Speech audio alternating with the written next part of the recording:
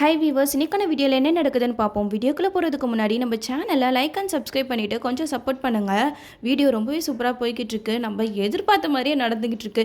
இப்போ மாயாவுக்கு வந்து சாமுண்டேஸ்வரிக்கு மகேஷ் மாயா இவங்க பற்றின விஷயம்லாம் தெரியும்ன்ட்டு நம்ம சாமுண்டேஸ்வரியை ஒழிச்சு கட்டினா மட்டும்தான் மகேஷ் வந்து ரேவதி கழுத்தில் தாலி கட்ட முடியும். இல்லைனா கடைசி நேரத்தில் சாமுண்டேஸ்வரி இந்த கல்யாணத்தை நிறுத்தி அந்த டிரைவரை தான் ரேவதிக்கு மாப்பிள்ளையாக்கிடுவா அப்படின்னு சொல்லிட்டு சந்திரகலா கிட்ட சொல்கிறாங்க. சந்திரகலா சிவனாண்டி கிட்ட சொல்கிறாங்க, எங்கள் அக்கா இந்த கல்யாணத்தில் இருக்கவே கூடாது, அவளை எப்படியாவது இந்த மண்டபத்தில் இருந்து தூக்கணும் அப்படின்னு சொல்லிட்டு அங்கே சாமுண்டேஸ்வரி வரவேற்புக்காக நின்றுட்டு இருக்காங்க. அப்போ போயிட்டு சந்திரகலா, அக்கா நீ கொஞ்சம் பின்னாடி போய் பாரு, வேலையாளுங்கெல்லாம் கொஞ்சம் சண்டை போட்டுக்கிட்டு இருக்காங்க அப்படின்னு சொல்ல, இதை கேட்டதுமே சாமுண்டேஸ்வரி அங்கே பின்னாடி போயிட்டு பார்க்குறாங்க. அப்போன்னு பார்த்து 3 ரவுடிங்க நம்ம சாமுண்டேஸ்வரியவே கடத்திட்டு போயிடுறாங்க. அதுதான் பயங்கரமான ஒரு ஷாக்கு.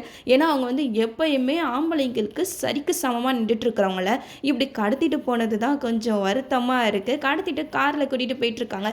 அப்போன்னு பார்த்து நம்ம கார்த்திக் வந்து எதிர்க்க வர காரில் வராங்க. ஆனால் நம்ம சாமுண்டேஸ்வரியை பார்த்தாங்களா இல்லையான்றது தெரியல.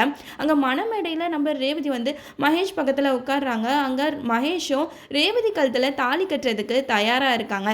கடைசி நேரத்தில் நம்ம கார்த்திக் சாமுண்டேஸ்வரியை காப்பாற்றணும், அப்படி இல்லையா அந்த நர்ஸை கூட்டிகிட்டு போயிட்டு அங்கே மண்டபத்தில் அங்கே மகேஷ் எப்படிப்பட்டவன் அப்படிங்கிற உண்மையை எல்லாரும் முன்னாடியும் சொல்லணும். அப்போ தான் எபிசோட் வந்து வேறு லெவலில் போகும். இப்படி ஒரு ஷாக்கோடையே இந்த ப்ரொமோவை முடிச்சிருக்காங்க. அதுதான் நம்மளுக்கு ஒன்றுமே புரியாமல் இப்போ மண்டையை பிச்சுக்கிட்டு இருக்கோம்.